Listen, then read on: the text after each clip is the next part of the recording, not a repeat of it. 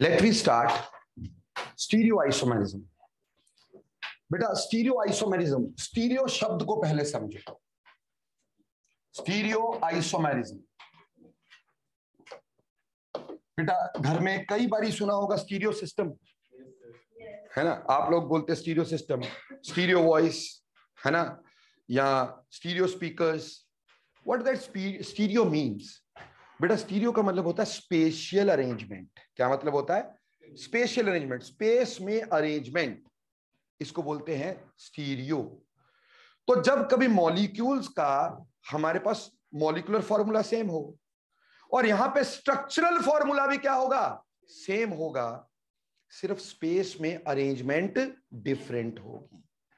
तो stereo isomers का मतलब क्या होता है? Molecular formula and structural formula is same but different arrangements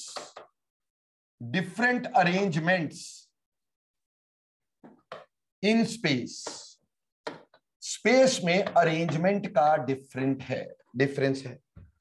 आप लोग सभी जानते हैं कोवलेंट बॉन्ड जो होते हैं बेटा वो डायरेक्शनल इन नेचर होते हैं, क्योंकि they are formed, covalent bonds are formed by overlap of orbitals and orbitals are directional in nature.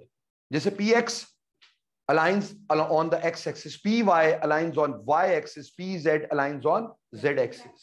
So they have directional nature. तो इसलिए कोवलेंट बॉन्ड भी डायरेक्शनल होते हैं। और अगर उस डायरेक्शन को हम चेंज कर दें, एक्स एक्सिस वाली चीज को वाई एक्सिस पे लगा दें, वाई एक्सिस वाली चीज को जेड एक्सिस पे लगा दें, तो एक नई अरेंजमेंट बन जाती है कि नहीं बन जाती है? अश्विनी सर के 2 हाथ है, 2 टांगे हैं, जैसे सभी की होती है। अब ये हाथ यहां से उठा करके यहां लगा दें तो एक नए अश्विनी सर आएंगे कि नहीं? ठीक, टांगे उठा के यहां लगा दें, एक नए अश्विनी सर आएंगे कि नहीं? सो दैट इज स्पेस में मॉलिक्यूलर फॉर्मूला वही रहेगा, स्ट्रक्चरल फॉर्मूला वही रहेगा, फर्क किसका होगा? स्पेस में अरेंजमेंट का। आंखें तो मेरी 2 ही है, अब इन आंखों को यहां लगाया हुआ यहां लगा दे तो घोड़े की तरह हो जाऊंगा। समझ रहे? वो क्या हुआ? स्पेस में अरेंजमेंट चेंज हुई ना, nothing else. So that is stereo isomerism. और अगर आपका स्ट्रक्चरल फॉर्मूला सेम है तो बेटा आईयूपैक नॉमेनक्लेचर तो सेम है ही है। ये तो सिंपल सी बात है, क्योंकि आईयूपैक नॉमेनक्लेचर जो होता है वो किस पे डिपेंड करता है? स्ट्रक्चर पे। तो स्ट्रक्चर अगर सेम होगा तो आईयूपैक नॉमेनक्लेचर सेम होगा। इसलिए जो हमारे स्टीरियो आइसोमर्स होते हैं इनका आईयूपैक नॉमेनक्लेचर सेम होता है, इनकी सिर्फ स्पेस में पोजीशन चेंज होती है। क्लियर हो गई बात?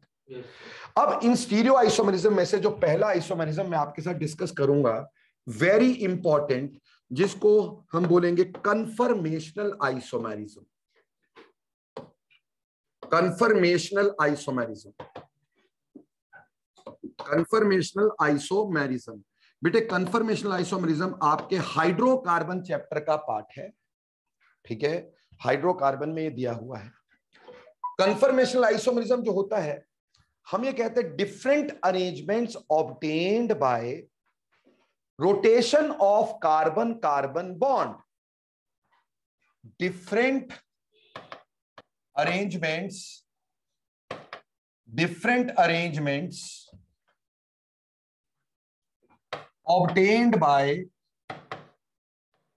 obtained by rotation of carbon carbon bond. जैसा कि आपको केमिकल बॉन्डिंग में पढ़ाया गया था कि sigma bonds are free to rotate. तो अगर किसी कंपाउंड में सिर्फ सिंगल बॉन्ड है and they are free to rotate, तो उस रोटेशन की वजह से हमारे पास डिफरेंट अरेंजमेंट्स बन सकती हैं बेटा, और उन्हीं को हम क्या बोलते हैं? कन्फर्मेशंस बोलते हैं। और उसी आइसोमर्स को क्या बोलते हैं? कन्फर्मेशनल आइसोमेरिज्म बोलते हैं। क्योंकि ये रोटेशन की वजह से है, इसलिए बेटा इसको रोटामेरिज्म भी कई बार बोल दिया जाता है। रोटामेरिज्म भी इसको कई बार बोल दिया जाता है, ठीक? इसको समझने के लिए सबसे पहले अपन शुरू करते हैं with conformations of ethane. Ethane से ऑनवर्ड शुरू होगा, क्योंकि 2 कार्बन तो चाहिए ना, कार्बन कार्बन बॉन्ड। मीथेन में तो नहीं है ना यार, तो कम से कम 2 कार्बन तो चाहिए। इसलिए कन्फर्मेशन इथेन से ऑनवर्ड शुरू होंगी। क्लियर? तो सबसे पहले बात कर रहे हैं कन्फर्मेशंस इन इथेन। कन्फर्मेशंस इन इथेन। अब इथेन क्या होता है भाई? क्या होता है ethane? C2H6। Is this ethane? बेटे ये जो फॉर्मूला मैंने यहां पे लिखा C2H6, ये इसका मॉलिक्यूलर फॉर्मूला है। क्या है? Molecular formula. This is molecular formula. अगर मैं इसको ऐसे लिख देता CH3, ये इसका कंडेंस्ड फॉर्मूला कहलाता है। क्या कहलाता है? Condensed formula. स्पेलिंग लिखते ना कंडेंस के, तो एक कंडेंस्ड फॉर्मूला हो गया। समझ में आई? अब इसको मैं ऐसे दिखा दूं CH, यहां पे भी H, यहां पे भी H, तो इसको इसका स्ट्रक्चरल फॉर्मूला बोलेंगे। This is called a structural formula. लेकिन कंफर्मेशन समझाने के लिए हमें ना तो बेटा मॉलिक्यूलर फॉर्मूला काम आता है, ना कंडेंस्ड फॉर्मूला काम आता है, ना स्ट्रक्चरल फॉर्मूला काम आता है। कंफर्मेशन समझाने के लिए हमें दो तरह के फॉर्मूलाज की जरूरत होती है। पहली तरह का फॉर्मूला जिसको हम बोलेंगे 100 हॉर्स प्रोजेक्शंस। क्या बोलेंगे? 100 हॉर्स प्रोजेक्शंस। 100 horse projections. प्यारे बच्चों, क्या तुम मुझे यह बता सकते हो 100 हॉर्स का क्या मतलब होता है? देखा था घोड़ा? 100 हॉर्स है भाई। 100 हॉर्स क्या होता है? जो आपके वो होते ना कारपेंटर्स जो लकड़ी को प्लेन करने के लिए यूं पकड़ के रगड़ाई करने के लिए यूज करते हैं ना, so that is called a 100 horse. ठीक, तो उसके स्ट्रक्चर को देखते हुए ऐसा फॉर्मूला दिया जाता है। प्लीज इधर ध्यान देंगे कि 100 हॉर्स फॉर्मूला मैं कैसे बनाऊंगा, इसका थोड़ा ध्यान दीजिएगा ताकि आपको समझ में आ सके। देखो बेटे, जब हम इसका 100 हॉर्स प्रोजेक्शन बनाएंगे इथेन का, तो ये अगला कार्बन है मेरे पास और ये इसका पिछला कार्बन है। मैंने इसको 3 डायमेंशनली शो करना है। जो यूं बना रहा हूं समझ लेना, पिछला है और ये अगला कार्बन है। क्लियर है? अब इसमें अगले कार्बन पे क्या लगे? 3H। तो मैंने यहां पे 1H यहां लगा दिया, 1H यहां लगा दिया, 1H यहां लगा दिया। किसी के भी पेट में दर्द नहीं है। और वैसे ही इस पे भी तीन हाइड्रोजन लगाने हैं, तो 1H मैंने यहां लगा दिया, 1H मैंने यहां लगा दिया, 1H मैंने यहां लगा दिया। किसी के भी पेट में दर्द? ठीक, दिस इज 100 हॉर्स प्रोजेक्शन 1। ठीक, ये 100 हॉर्स प्रोजेक्शन है। समझ में आई कि नहीं? आप चाहो तो ऐसे ना भी लगाओ, इधर देखो, आप ऐसे भी लगा सकते हैं। जस्ट अ सेकेंड, आप ऐसे भी लगा सकते हैं।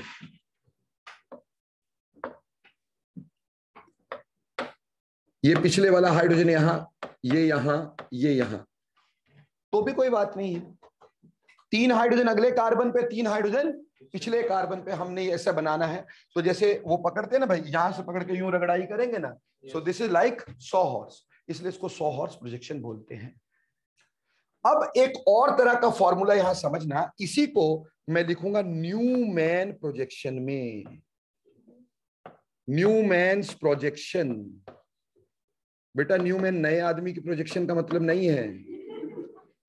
न्यूमैन्स प्रोजेक्शन का मतलब, न्यूमैन एक साइंटिस्ट था, उसने इस प्रोजेक्शन को कैसे लिखा। थोड़ा इधर ज्यादा ध्यान देना क्योंकि ये इंपॉर्टेंट काम करवाने जा रहा हूं, आगे बहुत जगह काम आएगा। देखो बेटा, न्यूमैन प्रोजेक्शन में हम क्या करेंगे, अगला कार्बन वो ऐसे शो करेंगे। प्लीज सी हियर, ये अगला कार्बन शो किया बीच में, ठीक है। और इसके साथ है 3 डंडे जो 3H बता रहे हैं। 1H यहां लगाया, 1H यहां लगाया, 1H ये यहां लगाया। ये अगला कार्बन है कि नहीं है? और इसके एग्जैक्टली पीछे दूसरा कार्बन है। क्या इसके एग्जैक्टली पीछे जो दूसरा कार्बन है दिखाई देगा? नहीं दिखाई देगा। तो हम उसको सिर्फ ऐसे करके शो कर देते हैं, एक गोले से। ठीक, ये जो बीच में कट था, ठीक है ना, इंटरसेक्शन थी, वो पहला कार्बन था, और ये जो गोला बनाया ये पिछले वाला कार्बन है। क्लियर हो गया? अब इसको ध्यान दीजिएगा प्लीज, इसमें H के पीछे H है कि नहीं, और इस H के पीछे इस H है कि नहीं, इस H के पीछे ये H है कि नहीं।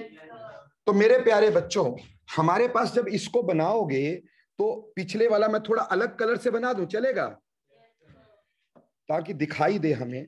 तो पिछले वाला मैंने, ये पिछले वाला, एक तो इस बोर्ड पे ना हाथ ढंग से बैठता ही नहीं, ये एग्जैक्ट इस H के पीछे है, समझ लेना, और यहां वाला भी एग्जैक्ट इसके पीछे है, और यहां वाला भी एग्जैक्ट इसके पीछे है। बोलो क्लियर हो गया कि नहीं हो गया, समझ में आ गया? अब ये जो हमारे पास प्रोजेक्शन बनी, जैसे सूर्य ग्रहण, जैसे चंद्र ग्रहण, क्या ऐसे हाइड्रोजन ग्रहण है कि नहीं? हाइड्रोजन ने हाइड्रोजन को छुपाया हुआ है, कार्बन ने कार्बन को छुपाया हुआ है, तो पूर्ण तरह से ग्रहण की तरह का है कि नहीं? इसलिए इसको बोलेंगे एक्लिप्स्ड कन्फर्मेशन। क्या बोलेंगे? एक्लिप्स्ड कन्फर्मेशन।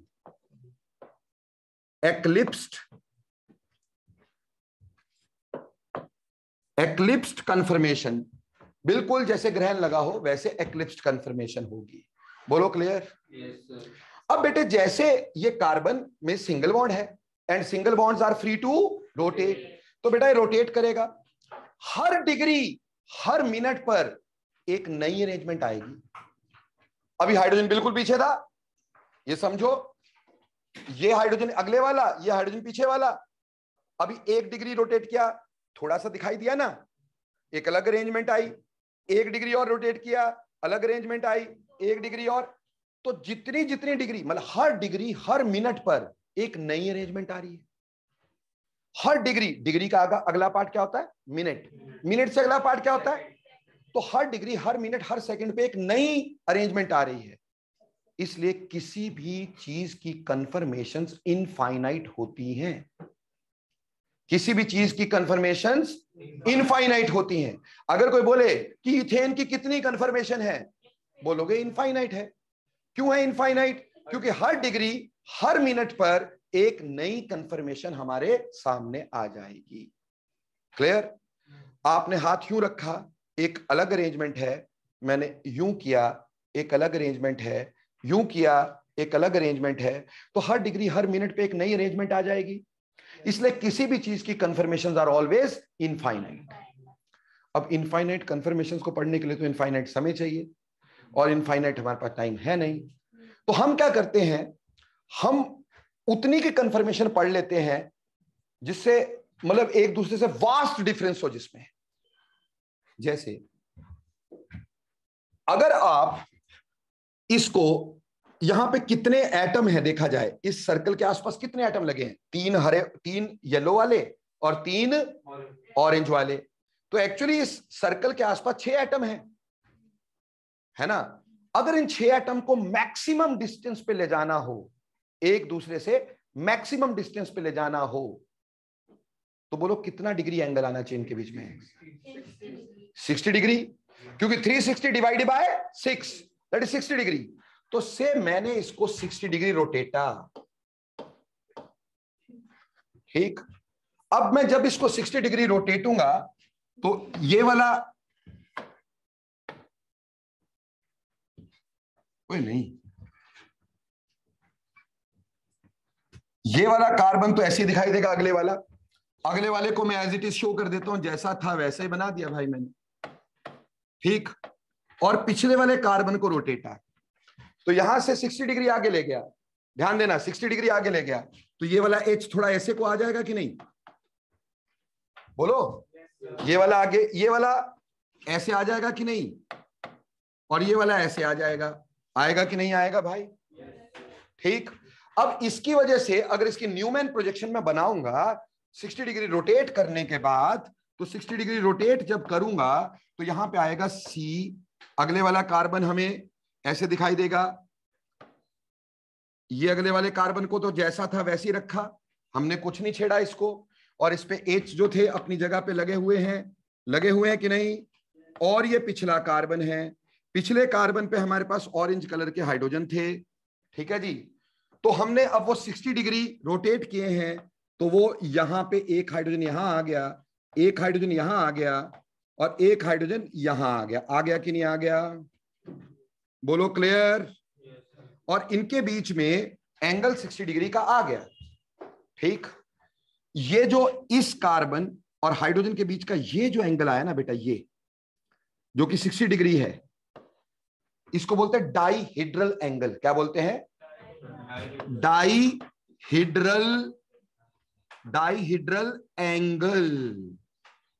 तो अगर डाईहेड्रल एंगल 60 डिग्री हुआ तो ये हाइड्रोजन एक दूसरे से मैक्सिमम डिस्टेंस पे है ना, ये हाइड्रोजन एक दूसरे से मैक्सिमम डिस्टेंस पे है। ये पूरी तरह बिखरी हुई फॉर्म है, मैक्सिमम डिस्टेंस यानी बिखरा हुआ, तो इसको बोलेंगे स्ट्रैगर्ड। क्या बोलेंगे? स्ट्रैगर्ड। तो ये फॉर्म आ गई staggered form. So this form is staggered form. अगर आपका यहां पे देखे डायहेड्रल एंगल कितना होना चाहिए था? एग्जैक्टली उसके पीछे था, तो 0 डिग्री ना। तो जब आपका डायहेड्रल एंगल 0 डिग्री था तब वो एक्लिप्स्ड फॉर्म थी, और जब वो डायहेड्रल एंगल 60 डिग्री हो गया तो क्या हो गई? स्ट्रैगर्ड फॉर्म हो गई। क्लियर? अब 60 डिग्री और रोटेट हो, अगर 60 डिग्री और रोटेट करोगे क्या पीछे आ जाएगा कि नहीं? दोबारा से क्या बन जाएगी? एक्लिप्स। और एक्लिप्स से फिर 60 डिग्री रोटेट करोगे, स्ट्रैगर्ड। तो ऐसे स्ट्रैगर्ड एक्लिप्स, स्ट्रैगर्ड एक्लिप्स ऐसा बनता चला जाएगा कि नहीं बनेगा? बोलो। क्लियर हो गया? तो कितनी कंफर्मेशन हुई इथेन की? बोलो। इनफाइनाइट। पर पढ़ाई कितनी? 2। हमें सिर्फ यही 2 पढ़नी थी, हमें इनफाइनाइट नहीं पढ़नी थी, टाइम नहीं इतना इनफाइनाइट है ना। तो बेसिकली हमारे पास इथेन की 2 कंफर्मेशन मेनली आई तो इनफाइनाइट, बट मेनली एक एक्लिप्स्ड हो सकती है और दूसरी स्ट्रैगर्ड हो सकती है। अगर डायहेड्रल एंगल 0 डिग्री हुआ, यानी हाइड्रोजन हाइड्रोजन के बिल्कुल पीछे हुए, यानी पूरी तरह से कार्बन ने कार्बन को छुपाया, हाइड्रोजन ने हाइड्रोजन को छुपाया, तो क्या बोलेंगे? एक्लिप्स। और अगर डायहेड्रल एंगल मैक्सिमम हुआ, एंड मैक्सिमम कितना हो सकता है? 60 डिग्री। तो अगर 60 डिग्री हुआ तो स्टैगर्ड फॉर्म होगी। बोलो क्लियर? अब इन दोनों में से कौन सी फॉर्म ज्यादा स्टेबल होगी? ठीक, कैसे देखते, क्या वजह है उसकी? ठीक, देखो उसके लिए अपन क्या करेंगे, एक पोटेंशियल एनर्जी डायग्राम बनाएंगे। क्या बनाएंगे? Potential energy diagram. तो भैया यहां बना दूं?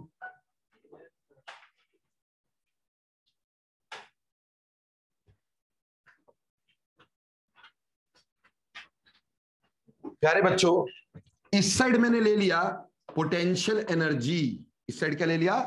Potential energy. और इस साइड मैंने ले लिया रोटेशन।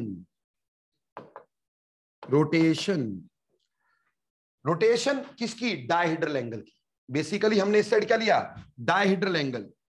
तो यहां पे ये 0 डिग्री डायहेड्रल एंगल था। क्या था? 0 डिग्री। और यहां मान लो 60 डिग्री हो गया, यहां मान लो 60 का लेके चल रहे हैं, 120 डिग्री हो गया, 120 से फिर 180 डिग्री, 60 का लेके चल रहे हैं। किसी की मॉलिक्यूल की कुछ पोटेंशियल एनर्जी तो होती है, किसी भी मॉलिक्यूल की कुछ पोटेंशियल एनर्जी तो होती है। So this is the minimum potential energy we have, this is the minimum potential energy we have. Clear? अब सबसे पहले जब 0 डिग्री आपके पास था तो उस समय हाइड्रोजन के पीछे हाइड्रोजन था, तो ये वाले बॉन्डेड इलेक्ट्रॉन और पीछे वाले बॉन्डेड इलेक्ट्रॉन क्या आपस में रिपेल करेंगे कि नहीं? भैया अगले बॉन्डेड इलेक्ट्रॉन और पिछले बॉन्डेड इलेक्ट्रॉन एक दूसरे के पीछे हैं। समझो 2 सुमो पहलवान एक दूसरे के पीछे, तो पिछले वाले का पेट अड़ेगा कि नहीं? वो रिपेल करेगा कि नहीं? तो ऑब्वियसली यहां रिपल्शन है, और इस बॉन्डेड इलेक्ट्रॉन की रिपल्शन को बोलते हैं टॉर्जन स्ट्रेन। क्या बोलते हैं? तो यहां पे हमारे पास पाया जाएगा क्या? Torsion strain. Torsion strain. So what the hell is torsion strain? अगर आपसे कोई पूछे टॉर्जन स्ट्रेन क्या है, कहना रिपल्शंस ऑफ बॉन्डेड इलेक्ट्रॉन्स। क्या बोलेंगे torsion strain? Repulsions of bonded electron is called as torsion strain. तो तो टॉर्जन स्ट्रेन जो होता है वो रिपल्शन ऑफ बॉन्डेड इलेक्ट्रॉन होती है। अब अगर रिपल्शन होगी तो एनर्जी ज्यादा होगी कि नहीं? Yes sir.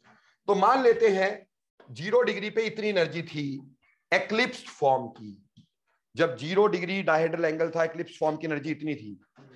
अब जैसे ये रोटेट होने लगा तो बेटा ये दूर दूर जाने लगे। अगर दूर दूर जाएंगे रिपल्शन कम होनी शुरू हो जाएगी। सुमो पहलवानी हटने लगे, पेट रिपेल करना बंद हो गया ना भाई, तो धीरे धीरे एनर्जी कम होने लगेगी, क्योंकि रिपल्शन कम होगी तो एनर्जी धीरे धीरे धीरे धीरे कम होती चले जाएगी और 60 डिग्री पे आके यहां पहुंच गई। 60 डिग्री पे मैक्सिमम दूरी पे है, रिपल्शन बिल्कुल नहीं, टॉर्जन स्ट्रेन 0, तो ऐसे में बन गई स्ट्रैगर्ड फॉर्म। कौन सी फॉर्म बन गई? स्ट्रैगर्ड। अब स्ट्रैगर्ड से फिर आगे चलने लगे। जब स्ट्रैगर्ड से फिर आगे चलने लगे तो क्या हुआ हमारे पास? फिर से टॉर्जन स्ट्रेन आना शुरू हो गया, धीरे धीरे धीरे धीरे रिपल्शन आनी शुरू हो गई और रिपल्शन आने से एनर्जी फिर से बढ़नी शुरू हो गई और 120 पे फिर से क्या बन गया? एक्लिप्स फॉर्म, और एनर्जी फिर से उसके बराबर हो गई। अब फिर दोबारा रोटेट करोगे 180 पे, फिर क्या आएगी? स्टैगर्ड। तो ऐसे कंचनजंगा की पहाड़ियां बनती रहेंगी। समझ में आई मेरी बात? तो ऐसे करके आपको यहां पे ये समझ में आ रहा है कि एक्लिप्स की एनर्जी स्टैगर्ड से ज्यादा है ना? अब एक्लिप्स की एनर्जी कितनी स्टैगर्ड से ज्यादा है? देखो बेटे, जब हमने एक्सपेरिमेंटली फाइंड आउट किया तो हमने पाया कि यहां जो एनर्जी का डिफरेंस है एक्लिप्स और स्टैगर्ड में, जो एनर्जी का डिफरेंस है ये लगभग 12.5 किलो जूल पर मोल है। कितना है? 12.5 किलो जूल पर मोल। यानी एक्लिप्स की एनर्जी 12.5 किलो जूल ज्यादा है और स्टैगर्ड की उससे कम है। जिसकी एनर्जी कम वो ज्यादा स्टेबल की नहीं? Yes sir. तो बोलो ज्यादा स्टेबल कौन? तो staggered here is more stable than eclipsed one. Eclipse के मुकाबले स्ट्रैगर्ड हमारे पास ज्यादा स्टेबल हो गई। क्लियर हो गया? और ये जो एनर्जी का डिफरेंस आया, अब आप बोलोगे सर अगर स्टेबिलिटी कम हो रही तो एक दूसरे में चेंज क्यों हो रहे हैं? है ना भाई? बेटा क्या है कि 12.5 यानी 12.5 energy difference is very less. ठीक, वो रोटेशन को रोक नहीं पाता। ठीक, इतना एनर्जी डिफरेंस जो है वो ओवरकम हो जाता है आसपास की एनर्जी से, तो वो रोटेशन चलती रहती है और स्टैगर्ड एक्लिप्स में, एक्लिप्स स्टैगर्ड में चेंज होता चला रहता है। ठीक, तो ये इथेन की कन्फर्मेशंस थी। तो बोलो इथेन की कितनी कन्फर्मेशंस? इनफाइनाइट। कभी दो नहीं बोलना। पड़ी कितनी? 2। एक कौन सी? स्ट्रैगर्ड, और दूसरी कौन सी? Eclipsed. Is it clear?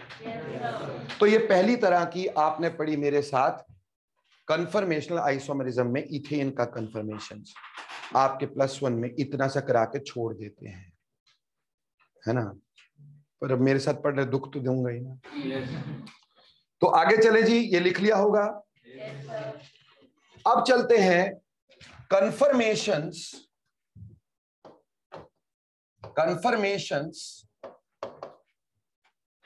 In butane. देखो बच्चे, प्रोपेन में भी हो सकती है, ऐसा नहीं है कि प्रोपेन में नहीं होगी, प्रोपेन में भी होगी। जहां सिंगल बॉन्ड होंगे वहां होगी यार।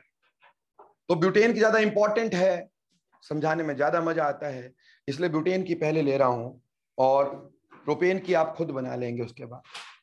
अब ब्यूटेन जो है 4 कार्बन का कंपाउंड है और इसका formula CH3 CH2 CH2 CH3 बन जाएगा।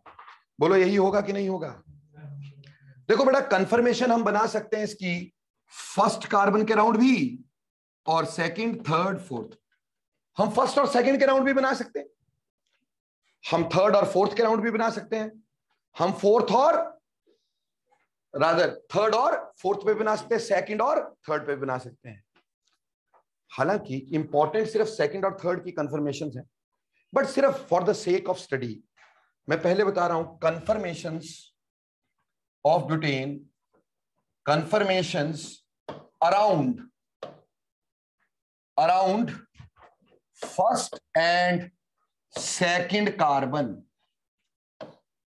फर्स्ट एंड सेकंड कार्बन, पहले मैं सिर्फ फर्स्ट और सेकंड कार्बन लेके चल रहा हूं, हालांकि इसका कोई खास फायदा नहीं है हमें, फिर भी देखो बेटा, अगर इसका 100 हॉर्स बनाऊं, ठीक, तो 100 हॉर्स ऐसे बनाऊंगा, अगला ये और पिछला ये, ठीक है जी।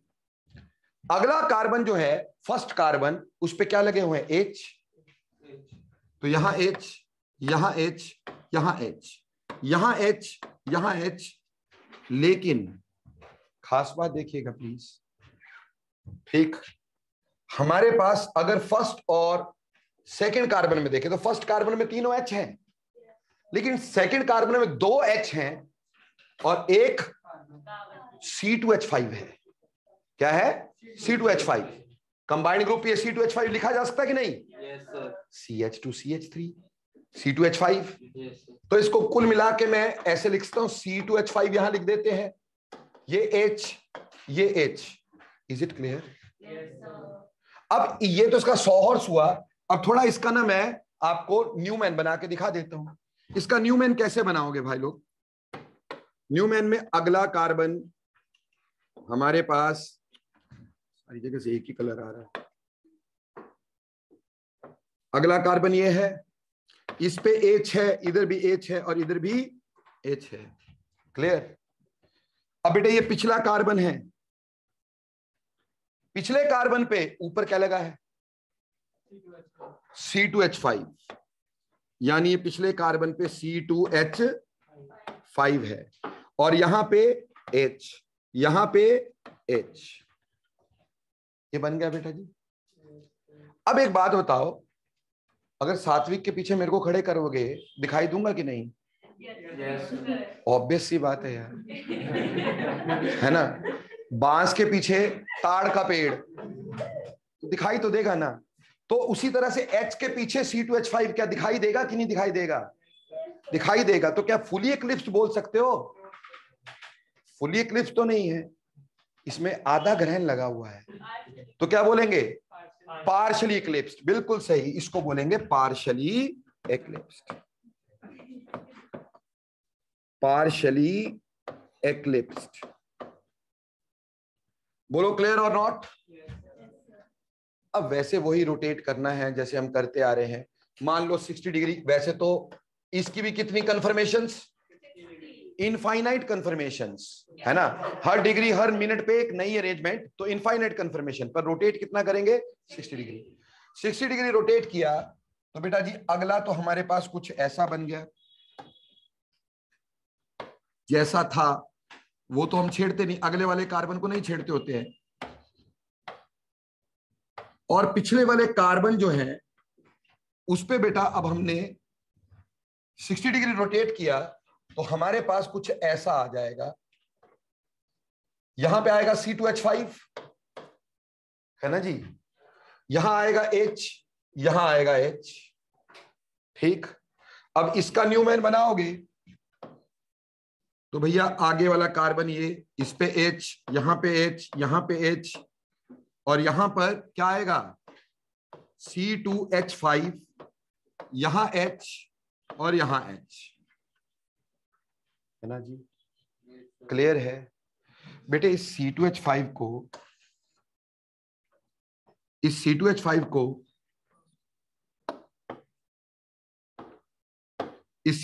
को क्या मैं ऐसे लिख सकता हूं? ऐसे तो है ना, ये CH2, ये CH3, ऐसे भी तो लिख सकता हूं, उसमें कोई दिक्कत तो नहीं है। तो ये एक अलग कंफर्मेशन आ गई, ठीक। पर दिस इज स्ट्रैगर्ड, दिस इज पूरी बिखरी हुई है, तो इसको क्या बोलोगे? स्ट्रैगर्ड। तो फर्स्ट और सेकंड कार्बन के राउंड सिर्फ कौन सी रह गई? स्ट्रैगर्ड रह गई। तो इसमें तो कोई खास बात आई नहीं यार, ठीक। पर इसीलिए मैंने बोला ये सिर्फ बनाने के लिए बता दी कैसे बनाते हैं। ऐसे तुम प्रोपेन में भी बना सकते हैं, ऐसे तुम थर्ड और फोर्थ कार्बन के राउंड भी बना सकते हैं। थर्ड और फोर्थ में आगे C2H5 आएगा, पीछे H आएगा। तो जैसे यहां पे पार्शियली इक्लिप्स था, अब सात्विक के आगे मैं खड़ा हो गया भाई, तो अभी बोलो सात्विक दिखाई देगा क्या? नहीं ना। तो अगर मैंने थर्ड और फोर्थ कार्बन के राउंड बनाया तो बेटे क्या होगा? या तो फुली इक्लिप्स्ड या स्ट्रैगर्ड, या फुली इक्लिप्स्ड या स्ट्रैगर्ड। और अगर फर्स्ट और सेकंड के राउंड बना रहा हूं तो यहाँ पार्शियली इक्लिप्स्ड, यहाँ स्टैगर्ड। क्लियर? पर मजे की बात आएगी अगर हम सेकंड और थर्ड कार्बन के राउंड बनाएंगे, और वही कंफर्मेशन ब्यूटेन की बना के दिखाई जाती है। लोग ये बताते नहीं भाई, ठीक, वो तो सिर्फ सेकंड और थर्ड बना के दिखा देते हैं। मैंने बोला किसी भी कार्बन के राउंड बना सकते हैं जहां सिंगल बॉन्ड है। क्लियर? तो अब हम बना के दिखाएंगे आपको कंफर्मेशंस अराउंड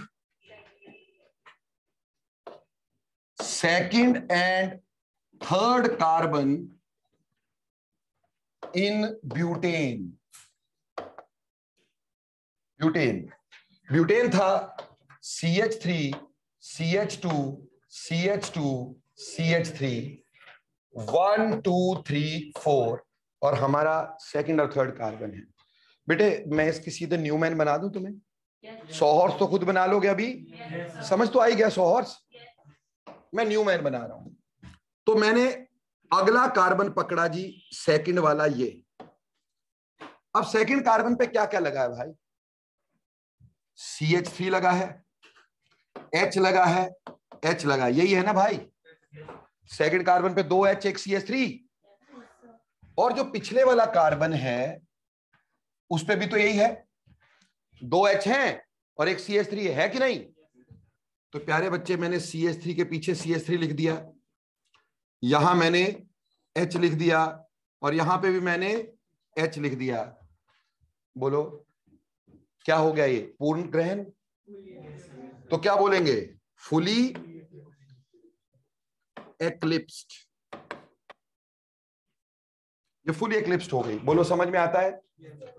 अब जरा 60 डिग्री रोटेट करो बेटे। अगला कार्बन तो जैसे है वैसे लिख दो, यहां CH3, यहां H, यहां H। अब पिछले वाला कार्बन यहां आ जाएगा कि नहीं? अपने पांडे टिंडे संभाल के रखो है, ये आएगा कि नहीं? अभी है तो स्टैगर्ड है, कोई शक नहीं है कि ये स्टैगर्ड है, पर इसमें ना एक दिक्कत भी है। दिक्कत क्या है कि यहां पे ये वाला ग्रुप और ये वाला, ये बल्कि ग्रुप पास पास है, इनमें रिपल्शन तो होगी। और जैसे हमने इसके अंदर क्या बोला था? Torsion strain. क्या बोला था? बल्कि ग्रुप की रिपल्शन को बोलते हैं स्टीरिक स्ट्रेन। क्या बोलते हैं? Steric strain. So steric strain is repulsion of bulky groups. Repulsion of bulky groups, steric bulky को बोलते हैं। ठीक, तो स्टीरिक स्ट्रेन बल्कि ग्रुप की रिपल्शन। ठीक, अब ये स्टैगर्ड तो है, ठीक, बट इसमें थोड़ी रिपल्शन जरूर है, तो उसको एक अलग नाम देंगे हम। और वो नाम क्या देंगे बेटा? हम इसको, बेटे इसको लिखने वाले लिखते GAUCHE। इसकी प्रोनाउंसिएशन की ना टीचरों ने जड़ मार रखी है। कोई इसको गौची बोलता है, कोई इसको गौचे बोलता है, कोई इसको गौश बोलता है। एक्चुअल प्रोनाउंसिएशन तो वैसे है गौ। क्या है? गौ। लेकिन आप गौश बोलेंगे, किसी के पेट में दर्द नहीं, क्योंकि सारे लोग गौश ही बोलते हैं। ठीक, तो वो फर्क नहीं पड़ता यार, what is there in the name, है ना? शेक्सपियर ने कहा था। तो इसको लोग गौश बोल देंगे, मैं इसको स्क्यू बोलता हूं। क्या बोलता हूं? स्क्यू। पंगा ही नहीं ना, उसकी प्रोनाउंसिएशन जो मर्जी होती हो। तो गौश या स्क्यू दोनों में से कुछ बोल सकते हैं। कब? जब दो बल्कि ग्रुप पास पास होते हैं तो उसको गौश फॉर्म बोलते हैं। अब आपने 60 डिग्री और रोटेट कर दिया भाई, 60 डिग्री और रोटेट किया तो अगला कार्बन तो ऐसे ही दिखाई दिया, CH3HH। और पिछला जो CH3 है वो एग्जैक्टली इसके पीछे चला गया कि नहीं चला गया? और यहां H पीछे चला गया, यहां H पीछे चला गया। अब बेटा क्या ये H CH3 को छुपा पाएगा? नहीं छुपाएगा ना। तो क्या बोलेंगे? बिल्कुल बोलेंगे पार्शियली एक्लिप्स्ड। ये पार्शियली एक्लिप्स्ड होगा। अब हमने 60 डिग्री और रोटेट कर दिया दोस्तों, 60 डिग्री और रोटेट किया। देखो ध्यान से, यहां रहा CH3 अगला, H यहां, H यहां, और पिछले कार्बन का जो CH3 है वो कहां गया? यहां नीचे आ गया बिल्कुल कि नहीं? ये H यहां, ये H यहां, है ना जी? क्लियर है? पता चल रहा है? अब ये है तो स्ट्रैगर्ड, बिखरी हुई है, पर स्ट्रैगर्ड तो ये भी थी। इसको नाम हमने अलग दिया तो इसको नहीं देंगे तो बुरा मानेगा, तो हमने इसको बोल दिया एंटी। एंटी मतलब ऑपोजिट, दो बल्कि ग्रुप ऑपोजिट है कि नहीं? ठीक, तो आंटी बोल दिया। तो इसमें 4 कन्फर्मेशन बड़ी बड़ी हमने 60 डिग्री रोटेट करके निकाली। तो ब्यूटेन की कितनी कन्फर्मेशन हुई? इनफाइनाइट। कन्फर्मेशन कितनी? इनफाइनाइट। पड़ी कितनी? 4। कौन सी? Fully eclipsed, gauche, partially eclipsed, anti. अब जरा इसमें स्टेबिलिटी का ऑर्डर देख लेते फटाफट। ठीक, ये 0 डिग्री, 60 डिग्री, एक सेकेंड यार,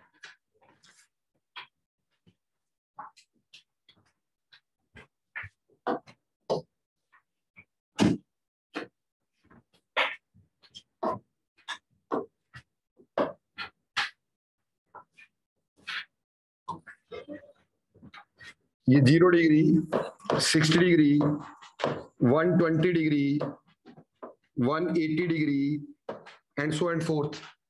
ठीक, 240 डिग्री। ठीक, and this is the average potential energy level. 0 degree पे फुली इक्लिप्स्ड। फुली इक्लिप्स्ड में बेटा जी आपके पास टॉर्जन स्ट्रेन भी है कि नहीं?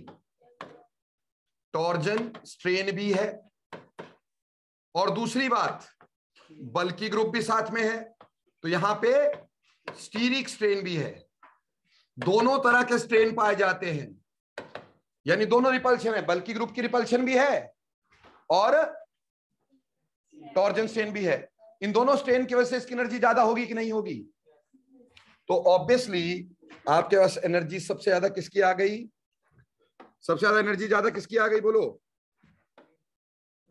Fully eclipsed, Fe। अब चले आगे, ये स्टैगर्ड हो गई, इसमें टॉर्जन स्ट्रेन खत्म, पर स्टीरिक स्ट्रेन अभी भी है।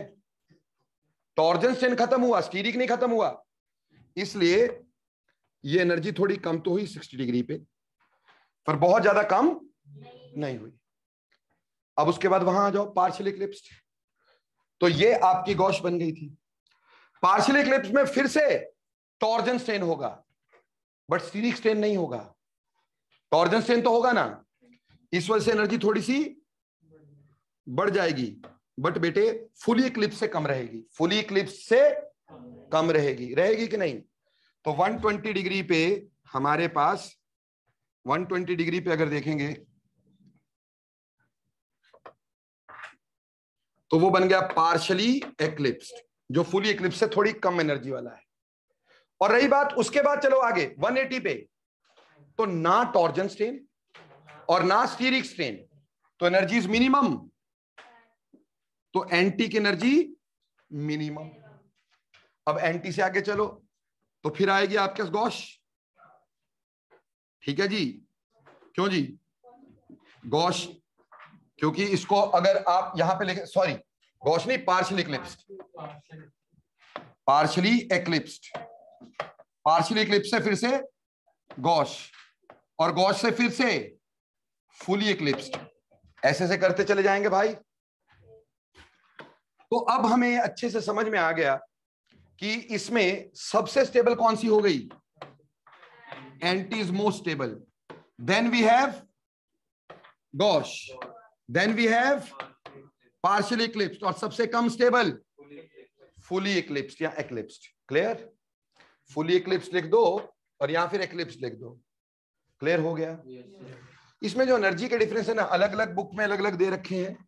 येट देखो बेटा, गॉश और एंटी के बीच में जो एनर्जी का डिफरेंस होता है वो 3.35 किलो जूल के करीब होता है। कितना? 3.35 किलो जूल के करीब होता है। किसमें? गॉश और एंटी में। गॉश और एंटी में।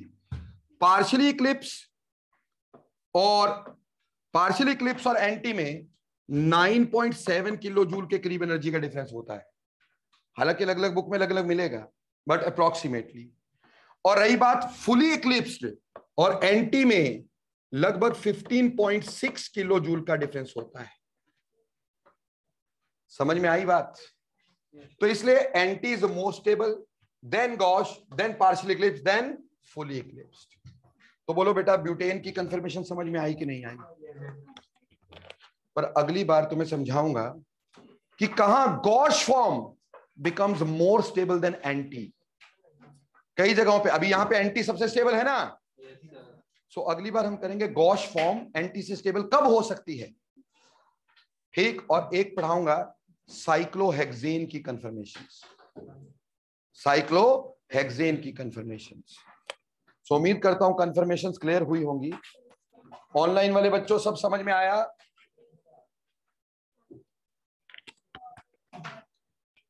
हाँ जी बेटा, वेदांश पूछो। यस सर, टॉर्जन स्ट्रेन और स्टीरिक स्ट्रेन में मेन डिफरेंस क्या है? बेटा टॉर्जन स्ट्रेन सिर्फ बॉन्डेड इलेक्ट्रॉन की रिपल्शन है, स्टीरिक स्ट्रेन बड़े बड़े ग्रुप के इलेक्ट्रॉन पेयर्स की रिपल्शन है। Got it Vedansh? Yes sir, thank you.